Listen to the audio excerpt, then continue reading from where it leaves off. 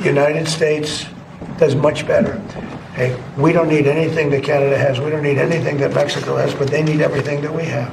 Ooh, we're in so much trouble right now in Canada ahead of the CUSMA/USMCA renegotiation happening in 3 weeks. The anxiety is palpable in our government, but are they that oblivious to the sheer irony of it all? So we'll take a look at that. Even Premier Dougie Ford is in the US right now begging on his knees. How unbecoming of him, especially after the trick he pulled last time. So we'll also take a look at that little ironic piece. And boy, is Canada becoming the laughing stock of the world after proposing a bill in Parliament to recognize July as the month of what? You actually won't believe it. My name is Ali Dango and this is The Right Call. Like, share, subscribe, hype this video up. Any interaction on this video helps push the truth out and maybe someday break that CBC-induced coma that so many Canadians are under. And if you're not already, hit that subscribe button because if you like to call out government BS, you found the right place. Happy belated Tax Freedom Day, everyone! Today marks the first day of the year that you're actually working for yourself. How awesome is that? This really should become a national holiday because today is the day which Canadians are officially earning money for themselves. Well, today is Tax Freedom Day. Cue the trumpets. It's the day when Canadians finally start working for themselves, not the government. The study from the Fraser Institute says it took the first 159 days of this year to bring in enough money to pay the tax burden up front, including federal, provincial and municipal. In 2026, the average Canadian family with 2 or more people will pay nearly $73,000 in total taxes. Dude, every year I weep inside knowing that this is a reality in Canada. Quick little facts for Canadians, and by the way, Americans watching this, you need to hear this too. In 2026, the average Canadian family will earn $166,790 in income and pay an estimated $72,500 in taxes. That represents 43.5%. If the average Canadian family had to pay these taxes upfront, it would have worked until June 8th to pay the total tax bill imposed by all 3 levels of government, municipal, provincial, and federal. And Tax Freedom Day 2026 arrived 1 day later than Tax Freedom 2025 did. So our burden is just getting worse. When you look at the calendar, things just blow up in your eyes. Imagine this, from January 1st all the way to June 9th, you're working day in, day out, 30, 40, 50, 60-hour weeks in order to pay the government. Well, congratulations. As of today, you're a free man. You're a free individual. You get to work for yourself, which brings up the fact that a serf, that's right, an indentured servant under feudal systems back in the days, back in the royal days, was paying less taxes, was serving for free, was being a slave effectively for less days a year than you are today in this modern freedom that we have.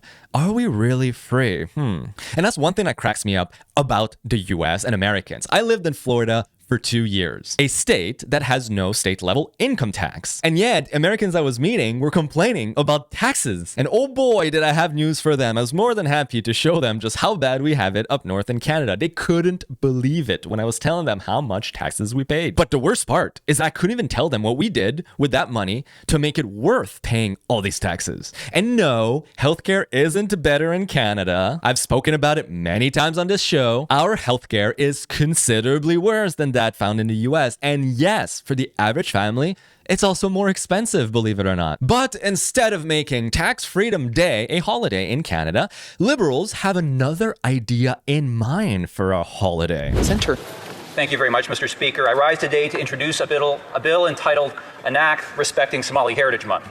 If passed, the bill would declare July of every year Somali Heritage Month across Canada. I'd like to thank the member for York South-West and Etobicoke for co-sponsoring this bill with me, and I hope members on all sides of the chamber will support this bill. Canada is home to many Canadians of Somali heritage. They have left and continue to leave an important mark on our country and communities across the country, and they have touched our economic, political, social, and political life. Somali Heritage Month would give us an opportunity to celebrate that heritage, the role that Canada has played in supporting Somali Canadians, and to celebrate their contributions to Canada. Every July, it would give Somali Canadians another reason to celebrate their Canadian pride and another reason to say, Somalia Hanolato. Thank you, Mr. Speaker. Yes, this is real. No, this is not satire or a parody. And before I point out the obvious, we have to touch on this. He says Somali's contribution to Canada? Where? When? How? If we base ourselves on what they did in the US, what the Somali community did in the US, especially in Minnesota, we're talking about billions of dollars of fraud taken from taxpayers and from the US government. That's their contribution. So is that what Yvan Baker is talking about here? And this, by the way, is universal. Every study, there was a great one, the IZA study done out of the Netherlands, looking at various immigrants coming to the Netherlands and whether they were a net cost to society or a net gain or benefit to society. The biggest culprit, the one that ended up costing the most to society, was Somalis, at a tune of 1.1 million euros in their lifetime. Contrast that to a North American that would contribute actually 350,000 euros in their lifetime to the system. I'm just putting it out there, and like we say in French, je dis ça, je dis rien. But here's the obvious part. July 1st is Canada Day, the literal birthday of Canada's Confederation. And we only dedicate one day to it, not an entire month. So why are we pushing to recognize an entire month for a fringe minority? Are we going to do this with Italians? Are we going to have Italian month? Are we going to have Chinese month? Are we going to have Irish month? I think this is ludicrous. We are all Canadians. We should be equal. We should promote Canadian values, Canadian heritage, Canadian culture. We should celebrate our unity. But instead, these politicians are virtue signaling themselves through every single creed and ethos and minority they can find in order to what? Divide us? That's how you rule, through division. No, every politician should push one thing. Canada. You're elected as a Canadian representative.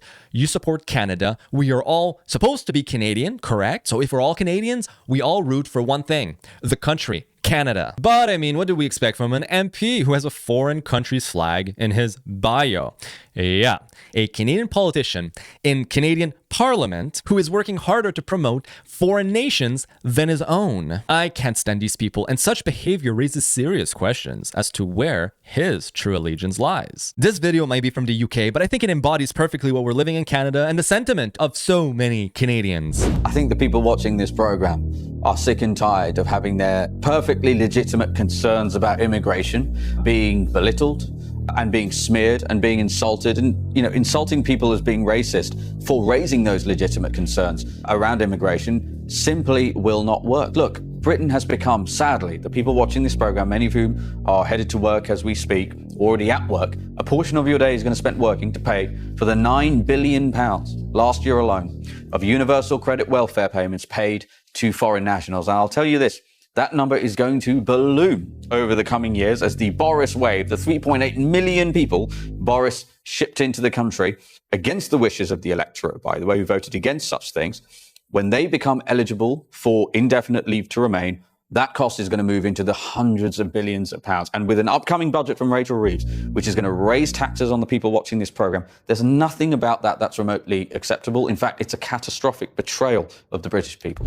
Speaking of betrayal of the Canadian people this time, Ontario Premier Doug Ford is in the US promoting the new slogan, Fortress North America, whatever that means. Ontario's Premier Doug Ford. Premier Ford, thanks very much for coming in. Look at that shit-eating grin he's got on his face. And he's on CNN, no less.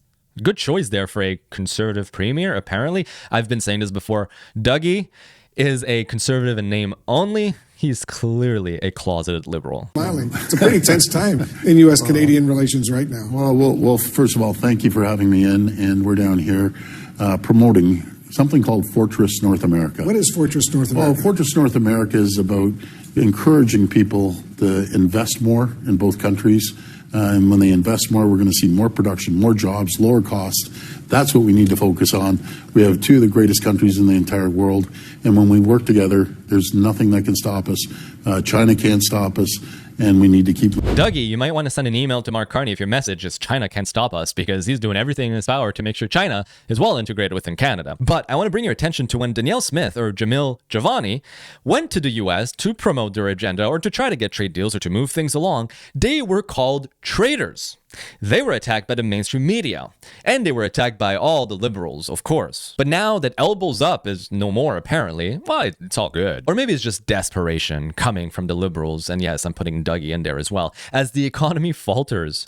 And that's entirely because of them, and self-inflicted because the whole let's wait out the US to get a better trade deal just isn't quite working out because the Canadian economy is completely collapsing. Meanwhile, the US economy has no signs of slowing down. It's like a train, and that train ain't stopping. It's growing, getting bigger, better, and countries are actually rushing to make deals with the US. Meanwhile, we're here holding our elbows up still all by ourselves, being like, wait, where did the party go?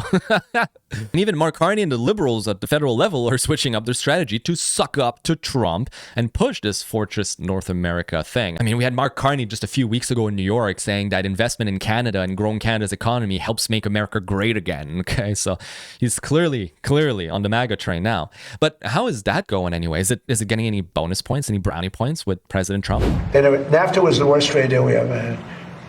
USMCA did one thing that I loved. After 6 years, it comes up for renewal. I don't know that I'm going to renew it because, to be honest with you, the United States does much better. Hey, we don't need anything that Canada has. We don't need anything that Mexico has, but they need everything that we have. And they have to treat us better. You know, with Mexico and Canada, we have trade deficits. We should have surpluses with them. We don't need their cars. We don't need their lumber. We don't need their energy. We don't need anything that they have. So the primary thing that I got, it was a much better deal than NAFTA. Much, much better. It was sort of a good deal. But it was a great deal for one reason. It gave the right to terminate. And who would have thought that I was, you know, they just didn't want to have it during the 4-year period when I was president. So now they made it so that I wouldn't be president. And because they rigged the election, the second election, as you probably hear and probably know, most of you know that happened. This is typical Trump.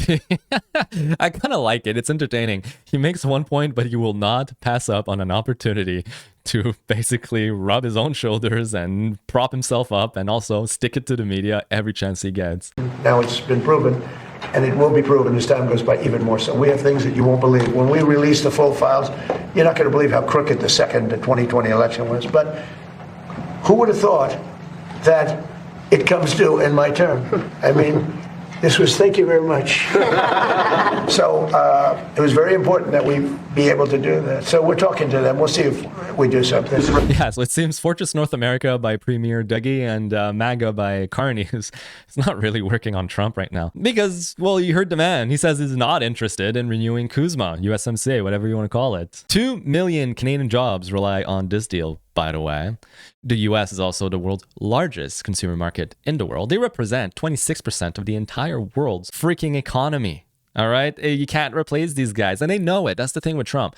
He's finally putting his foot down and realizing, look, we hold all the cards. And people can whine, they can scream, they can cry all they want. They don't have the leverage. And I think right now, Carney, in spite of doing his best to stick it to the US, he recognizes he ain't got the leverage. And although he's trying to get China to be integrated in Canada and, you know, to do them favors, in the meantime, the numbers in Canada are so bad and Canadians are waking up fast to the reality that we are in a horrible position. And you know what? If the economy is bad, people suffer. If people suffer, they want change. And I don't think Carney will be able to get all of his little insidious desires to be implemented if he gets kicked out before the end of his term.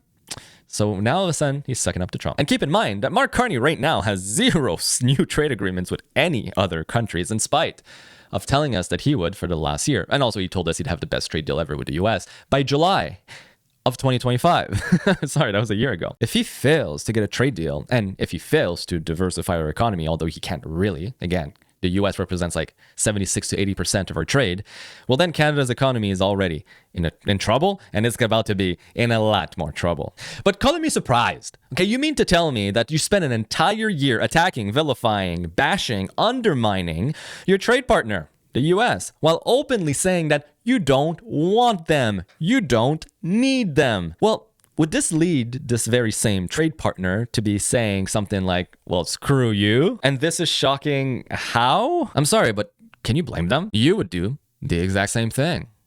If you had a best friend that spent an entire year talking behind your back, telling everyone they meet that they don't like you, they don't want you, that you suck, that you're no good, then telling everyone else that they're looking for new friends and they want new friends, well then if that guy or girl, if that bro or broette came to you and said a year later, oh, by the way, I really need your help with something, would you, open up your arms and say, sure, I'm there for you? Or would you say, beat it, go to those new friends? That's what you wanted after all. So how is this any different? We've made our bed, and now it's time to lie in it. And I'm sad to say this, because I say we, because I'm Canadian. But this is going to make me and all of us suffer deeply. And this comes as Canada is becoming more and more and more isolated. And our liberal posturing is actually catching up to us now. Not only on the economic side, we know that already. It's bad. It's bad. We're in a recession. But now Russia is also calling us out. Canada has moved to a qualitatively new level of involvement in the Ukrainian crisis. All masks have been discarded, and the true-based nature of what is by no means a peace-loving state, but rather a warmonger, seeking to further fuel the Russian-Ukrainian conflict by all possible means has been laid bare. We reserve the right to an adequate response, and we will factor these new circumstances into our military political planning, and we will for sure publish the correspondent addresses of these production facilities on the territory of Canada. People must know about this. In the 70s through the 2000s, Canada was known as a peacekeeping nation. Now, we're being openly called warmongers. So I mean, once again, color me surprised? We've sent more than $24 billion to Ukraine. And we keep posturing, saying that the only acceptable resolution in this conflict is for Ukraine to win and for Russia to back down and to give everything back to Russia. We have no nuance in our approach, nor do we try to understand what's really going on in the region. So my question to everyone here is, does it really serve the interests of Canadians? Liberals will say, well, it is our duty to help Ukraine because we've decided, we've anointed them as the righteous party, belligerent in this conflict. But is that really it? Maybe. I'm not picking a side. To be quite frank with you, I'll be honest here, okay? I have no stake in the game. I don't care whether Russia or Ukraine wins. And I think I'm going to offend both sides by saying that. And that's fine. That's just the truth. And I'm always going to tell you my truth. That's for sure, okay? However, my question for liberals, if the tables were reversed, do you think Ukraine would send Canada $24 billion? It's rhetorical, by the way. Everyone knows the answer to that one. So once again, does this serve the interests of Canada? Are we really helping an ally? They're not our military ally. They're not part of NATO. They're not our economic ally. We do barely any trade with them. They're not part of any union we're in. Oh, right. It serves Carney's interest. Here's how. So everyone knows at this point that Prime Minister Carney was with Brookfield before becoming the Prime Minister. What people might not realize is that he was the principal director, the managing director behind the Brookfield Global Transition Fund 1. That's a hedge fund, for lack of better words. So when a hedge fund is created, a managing director oftentimes will have a performance bonus. We call that carried interest at a specific date of maturity of the fund. If the return surpasses a certain threshold of guaranteed return, anything above that, the managing director makes a fat commission. And I mean a fat commission. And side note, this cannot be divested from, okay? This cannot be put in a blind trust. This cannot be sold. This is a right that is retained and kept no matter what, okay? So don't come at me with he's in a blind trust thing. It doesn't matter. As it stands right now, if nothing changes, Carney stands to make on this carried interest deal $89 million by the year 2032 to 2034, which is the maturity window of the fund. And this stands to grow substantially depending on the performance of the companies and the investments held within the fund. It is not far-fetched to think he could be making hundreds of millions of US dollars in commission. Now, why does this matter? How does that pertain to Ukraine? Why am I even talking about this? Well, one of the companies that is owned by the Global Transition Fund is Westinghouse, that provides nuclear services. Keep that in mind. Brookfield Global Transition Fund owns 49% of Westinghouse. That is a huge ownership stake. Now, here's where it gets really interesting. This is an article from October 30th, 2014, saying that Westinghouse signs a deal to provide hydrogen recombiners for Ukraine's Zaporozhye power plant, which, by the way, is Europe's largest nuclear power plant. And this deal has an estimated lifetime value of $30 billion. This is not chump change. That is a lot of buckaroos. Well, guess what happened in 2022? Ukraine lost control of the power plant. It fell in Russia's hands after shelling, after an assault, after attacking and winning portions of the territory where the power plant is located. And what did Russia do? Russia subsequently shifted all management and control of the Zaporozhye power plant to Gazprom, which is a state-owned Russian multinational energy corporation headquartered in St. Petersburg and majority owned by the Russian government. thus putting in serious jeopardy those $30 billion contracts to Westinghouse. Would you do everything and anything in your power to save $30 billion, which, if you play your cards right, could earn you hundreds of millions of dollars in carried interest payments? Now you know why we so deeply care about Ukraine here in Canada. Of course, the narrative of we're doing the right thing to save the Ukrainians is the thing that we're pushing.